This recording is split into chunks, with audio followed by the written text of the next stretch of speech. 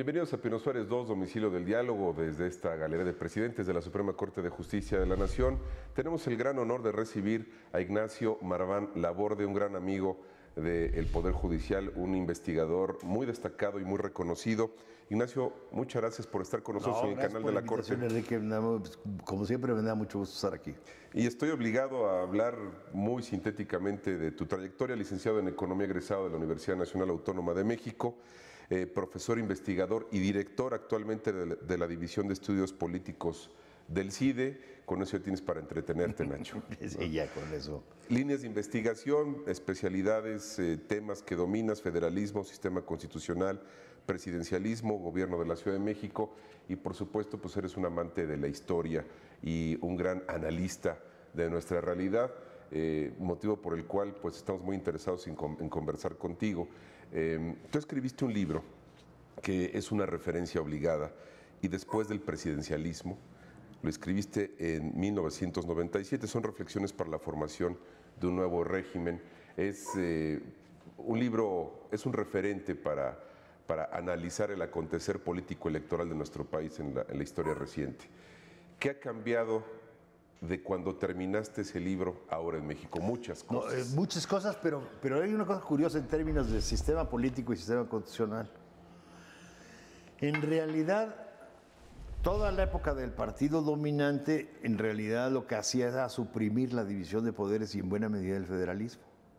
Entonces, a partir del 97, no en la alternancia del 2000, pero a partir del 97, y que empieza a haber también mucha alternancia en los estados y gobiernos sin mayoría en los congresos locales, etcétera, etcétera, de 97 en adelante, yo lo que sostengo es, después de haber revisado esa historia en ese libro y lo que venía, es que entramos a la normalidad constitucional.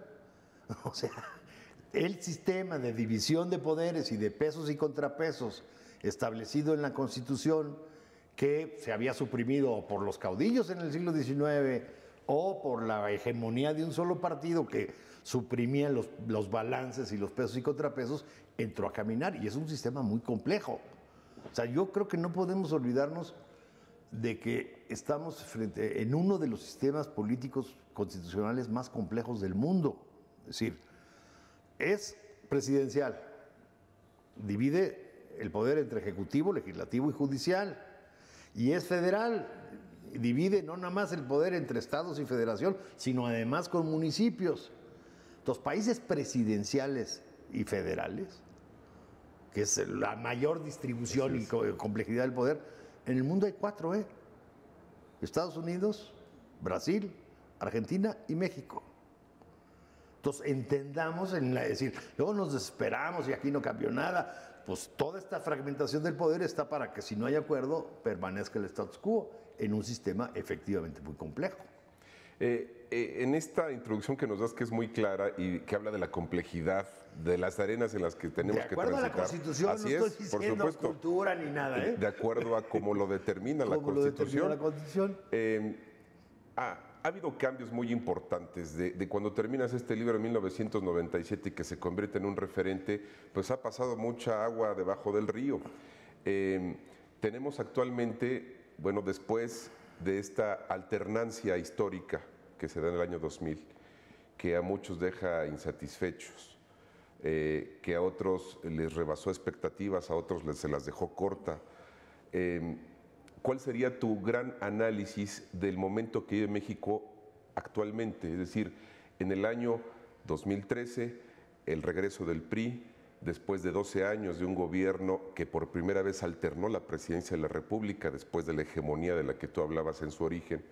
¿Cuál podría ser el saldo de nuestro país para construir hacia adelante? A mí me gustaría plantear este tema para ver hacia adelante. Yo creo que son muchos temas al mismo tiempo, tratemos de ver cuando menos algunos, ¿no?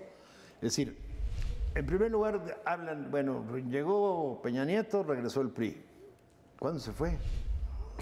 ¿Cuándo se fue el PRI? O sea, ¿cuántos gobiernos estatales tenía? ¿Cuántas mayorías en los congresos locales tenía? ¿Cuántas presidencias municipales tenía y nunca dejó de tener? O dentro de la alternancia siempre tuvo muchas. Y si nos fijamos en una cosa, el PRI siempre, digamos, tuvo cuando menos la segunda fuerza mayor en el Congreso. salvo en el 2006, que sí quedó en tercera fuerza. Entonces no se ha podido desde del 97 en adelante, no se ha podido legislar sin el PRI. Entonces, bueno, sí perdió la presidencia, que en este país significa mucho por la concentración de poder que puede tener. Y fue histórico, y es histórico incluso que haya regresado. Pero, en primer lugar, políticamente nunca dejó de tener un peso muy importante. Y en segundo lugar, el regreso es en este nuevo contexto de pluralidad que no había antes. Entonces tendrá que irse construyendo, pues, si no un nuevo PRI en términos de propaganda, sí, pues en esta pluralidad una nueva manera de ejercer el poder, por simple y sencillamente por las resistencias y por la capacidad de constitucionalmente poder oponerte, cosa que antes no tenías. El nivel de exigencia para los políticos, para los partidos políticos, Nacho, ha cambiado. Mecanismos de transparencia, un mayor activismo social, las redes sociales, nos hacen vivir una realidad muy distinta a la del pasado no muy lejano. Es decir, ahora tenemos o se percibe una sociedad mucho más participativa, activa, crítica, más informada. ¿Qué ha cambiado para la clase política, para los partidos políticos, para quienes aspiran a preservar o a lograr el poder? ¿Qué ha cambiado como nivel de exigencia en este contexto de cambio social?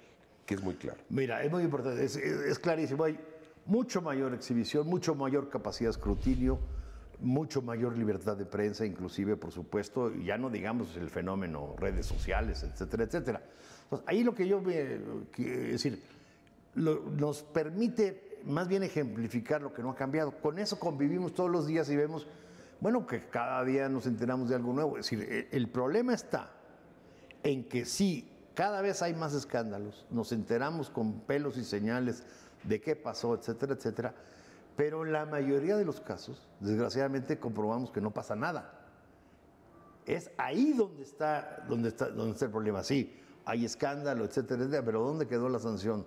¿Dónde queda, digamos, la acusación del Ministerio Público Local o del Ministerio Público Federal realmente sólida, consistente, el juicio transparente y demás?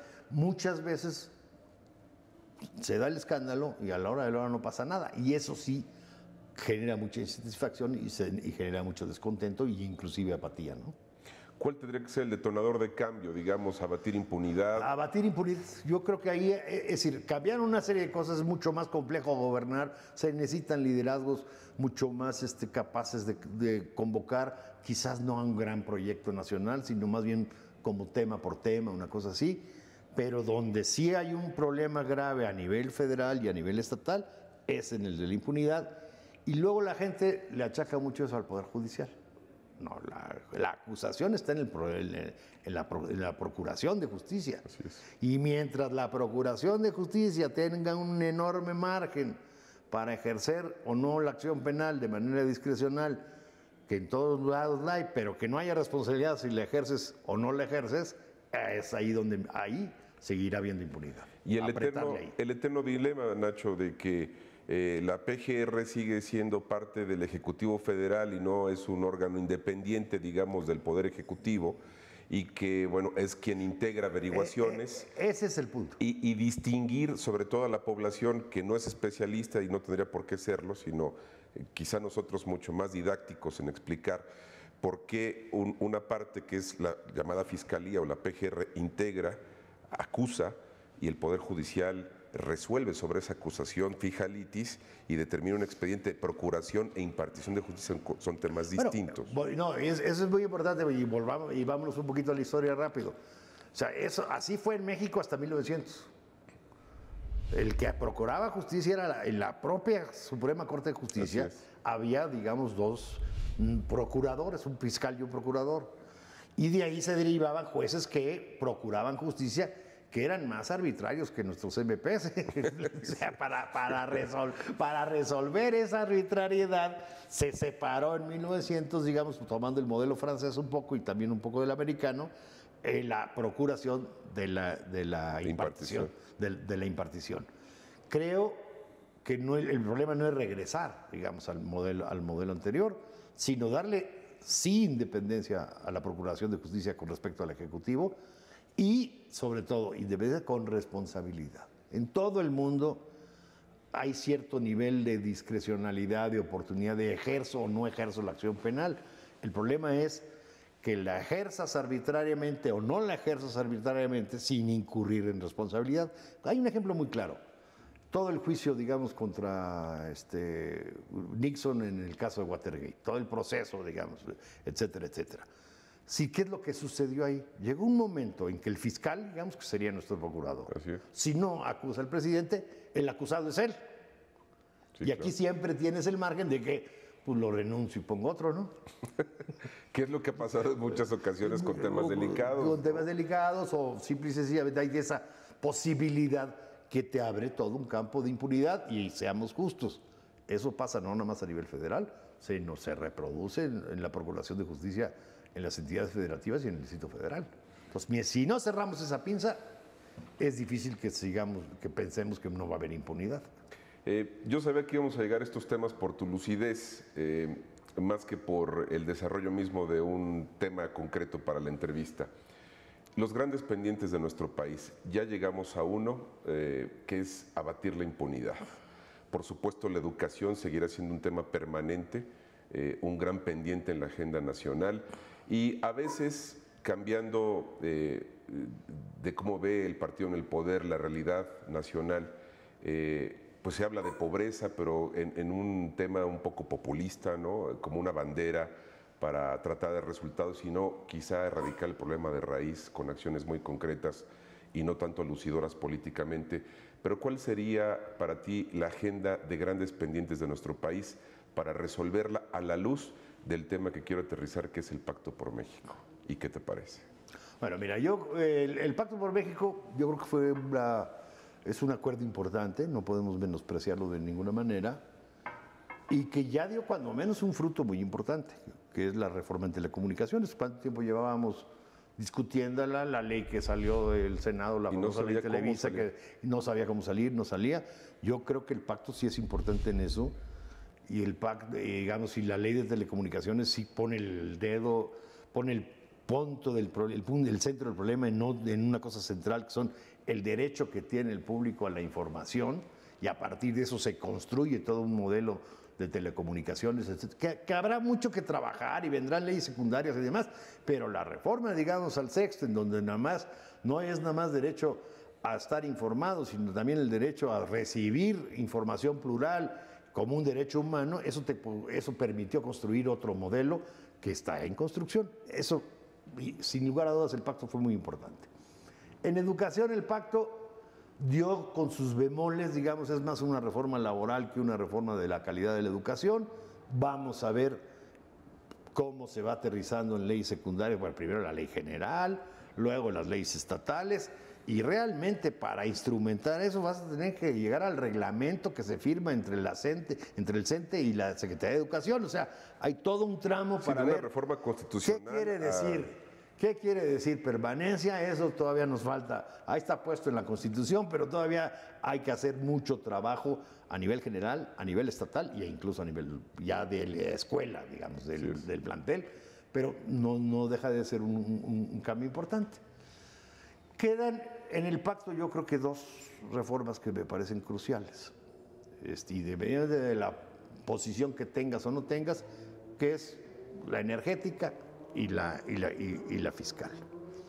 La energética, en realidad, hay dos puntos clave. O sea, hay un punto clave, participación o no participación de la inversión privada.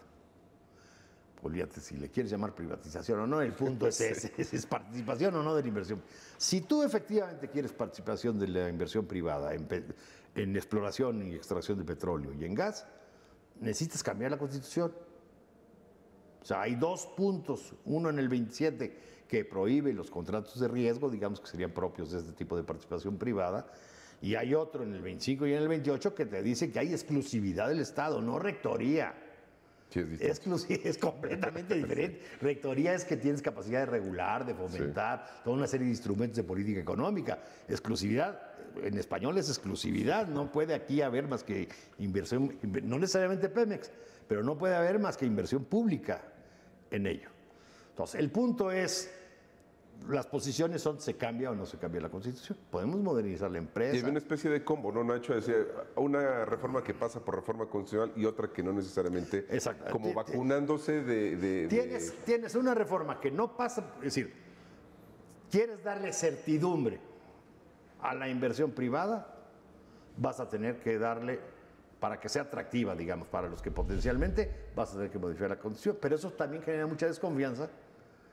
Es decir, no se nos olvide que las privatizaciones en este país tienen una historia muy negra. Entonces eso genera mucha desconfianza y por eso también hay una resistencia a moverlo. Y justa resistencia. Y justa resistencia, digamos, como nos fue con los bancos, con las carreteras. No olvidar la historia. No olvidar la historia. Entonces, ahí, frente a esa resistencia, vamos a suponer que es a lograr a bloquear la reforma constitucional, tienes todo un campo muy abierto para reformar la empresa. Porque también hay eso. Es decir, hay tanto margen para mejorar esa empresa que tampoco es muy creíble de que solo con inversión privada la resuelvas. Ahora, eso yo te estoy argumentando de este lado, del otro lado, claro. puedes oír exactamente los argumentos contrarios. Y lo hemos hecho durante años, sí. Los votos le dan al PAN y al PRI para sacarla adelante. El problema es si tienes el consenso, no tienes el consenso, logras, digamos, la cuestión social. En esos términos está la reforma energética, vamos a ver qué pasa. Y sigue la otra, la reforma fiscal. Yo ahí sí creo que también hay mucho margen que hacer. Lo que dicen los tecnócratas puros es no hay más camino que IVA generalizado a alimentos y medicinas, no aumentando la tasa, pero IVA generalizado. Todos sabemos que esa es la manera más fácil de recaudar, pero también sabemos que es la más injusta. Así es. Y lo que yo dudo, independientemente del pacto o no pacto, es que como está el mundo, véase Brasil, véase Egipto, la efervescencia, con redes sociales, etc. Un IVA generalizado sí es de las cosas que te pueden desatar una movilización mayor.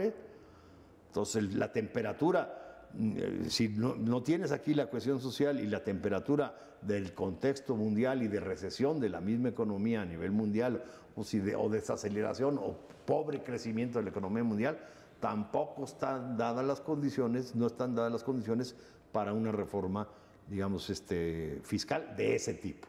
Hay márgenes en los que sí se pueden hacer. Pero como puedes ver tú ahorita, las dos reformas, digamos, que están en el centro del replanteamiento del país, pues no pasan por las elecciones, ¿eh?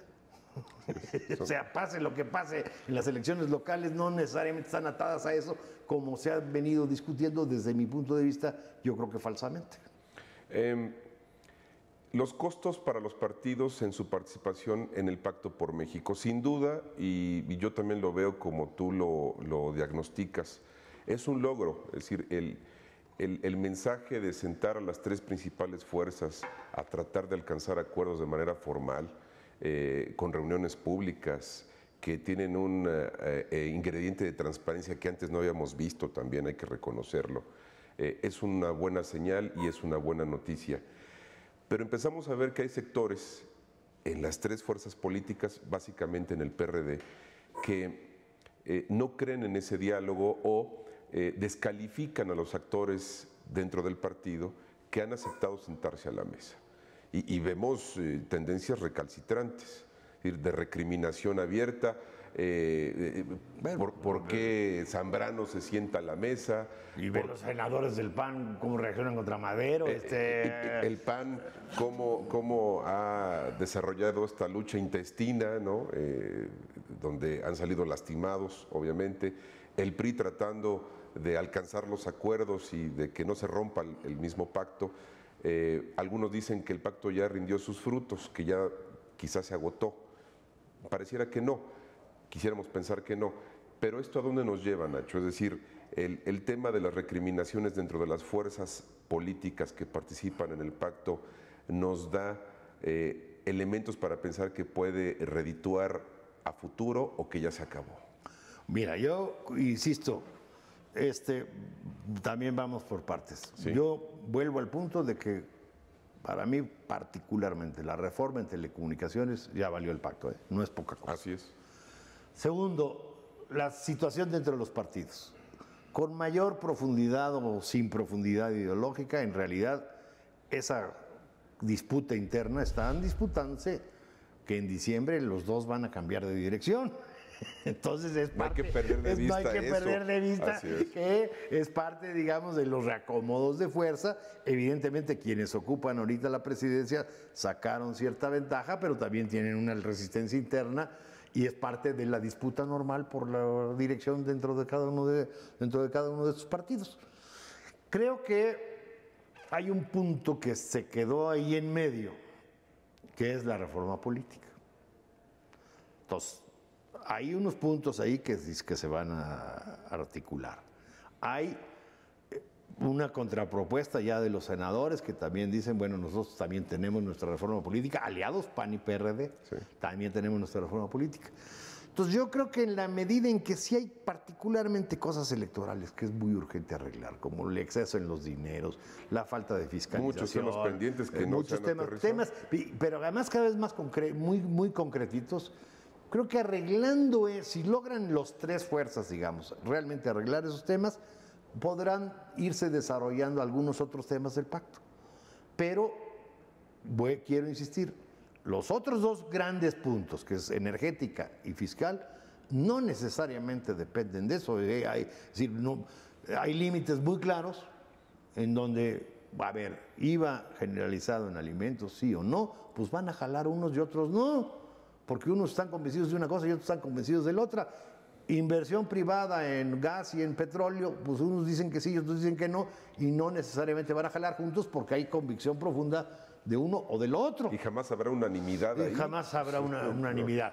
Entonces, dependen mucho los dos. Sí, aritméticamente puede dar la coalición de dos fuerzas sacar adelante la reforma, pero de formas de ese calado requieren de una mayor articulación, de una coalición social más amplia que los números del Congreso. Otro punto importante que no hay que perder de vista, vienen elecciones intermedias. Pareciera que están lejanas, pero realmente los partidos ya están pensando en esa agenda. Hay un tema también importante que quisiera tocar contigo y tiene que ver justamente con la evaluación del arranque del gobierno de Enrique Peña Nieto. ¿Es lo que tú esperabas? ¿Te ha sorprendido? ¿Cómo evaluarías el arranque de este gobierno con miras a cómo se va a desarrollar el sexenio y con esta primera prueba de la mitad que será una elección intermedia?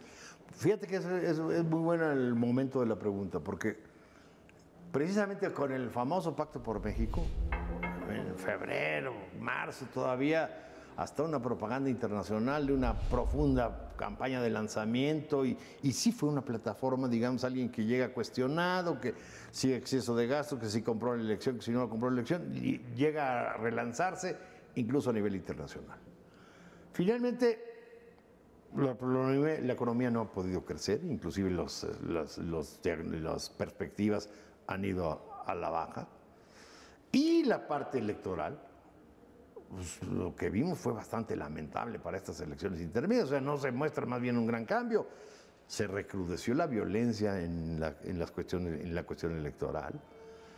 Fue una guerra de ensuciadero, digamos, de acusaciones de unos con otros, que bueno, es parte natural de la disputa política, pero eso también genera mucho, si no desánimo, sí genera mucho descrédito de la, y le baja nivel, ¿no? Al debate, de la propia política.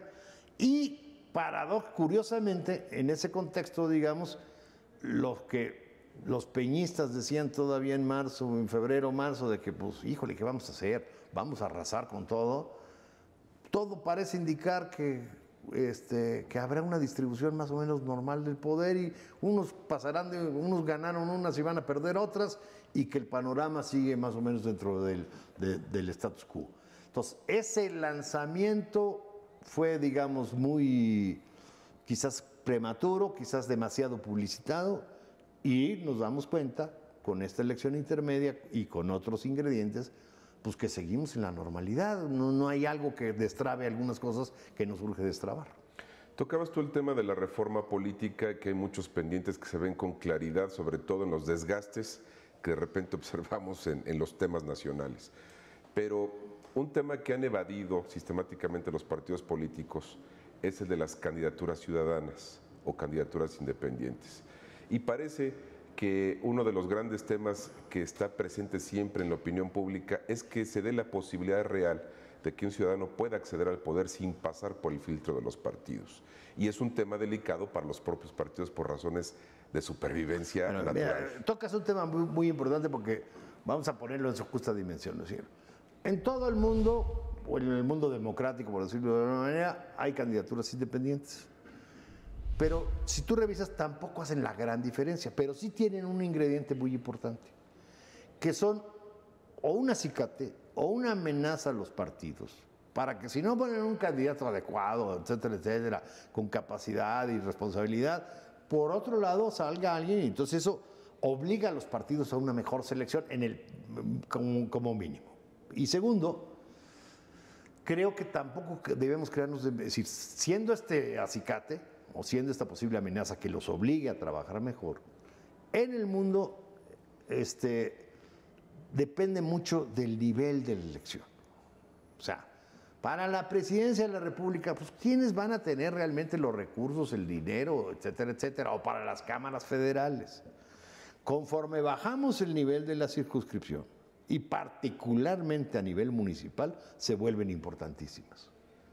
O sea, mientras más chico es el electorado de lo que se va a elegir, la posibilidad de que realmente tenga éxito y signifique algo, una diferencia importante, la candidatura independiente es significativa. A nivel nacional, a nivel federal, se va perdiendo, digamos, ese efecto, porque pues, tienen muchas ventajas los partidos en términos de reconocimiento de marca, de recursos, de maquinaria, de acceso a los medios, etcétera, etcétera. Entonces, pueden ser muy importantes a nivel local, particularmente a nivel municipal. Es importante que estén también a nivel nacional, pero son más, si no simbólicas, son más un ingrediente que debería obligar a los partidos a trabajar mejor, pero tampoco nos hagamos muchas ilusiones de que eso va a desplazar a los partidos, ¿eh? Así es. Nacho, nos quedan 3 minutos y quisiera aprovecharlos para pedirte una reflexión sobre los temas de la justicia. Tuvimos una reforma constitucional muy importante, histórica, en temas de derechos humanos. La reforma a la ley de amparo, la nueva ley de amparo, genera una plataforma, así es, genera una plataforma totalmente distinta, incluso hasta en la enseñanza en escuelas y facultades. Es decir, el cambio sí ya llegó con todo.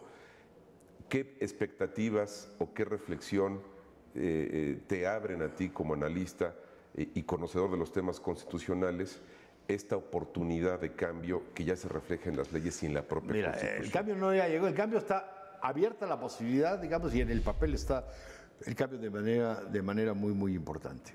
Yo creo que tenemos ahí diferentes elementos. Uno, lo acabas de mencionar.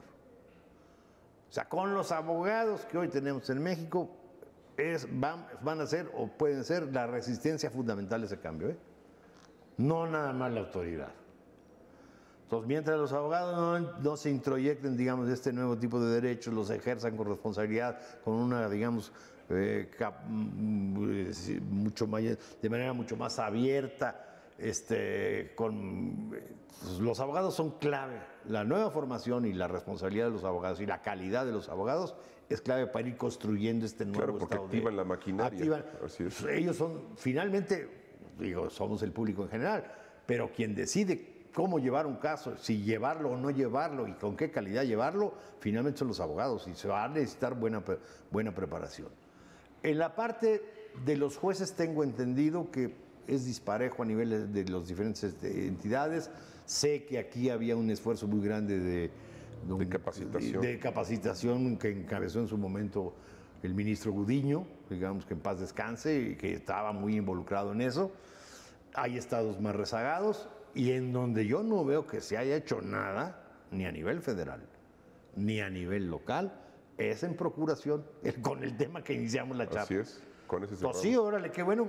Habrá que pensar en lo de los abogados. Qué bueno que se está incluso invirtiendo físicamente para que pueda haber juicios orales y capacitación y convenios con otros países a nivel, digamos, de la impartición de justicia, pero es clave la reformulación y la reeducación, digamos, de la Procuración de Justicia, si no, esto tampoco puede caminar. Nacho, pues agotamos la media hora del programa. Te agradezco mucho que estés con nosotros. No, gracias por la invitación y cuando quieran aquí estamos. Yo sabía que sin tener un tema concreto íbamos a platicar largo y tendido. Te lo agradezco mucho, Enrique. El agradecido soy yo, Nacho. También le agradezco a usted el favor de su atención a Pino Suárez. Yo lo invito a que siga en el canal judicial. Muchas gracias.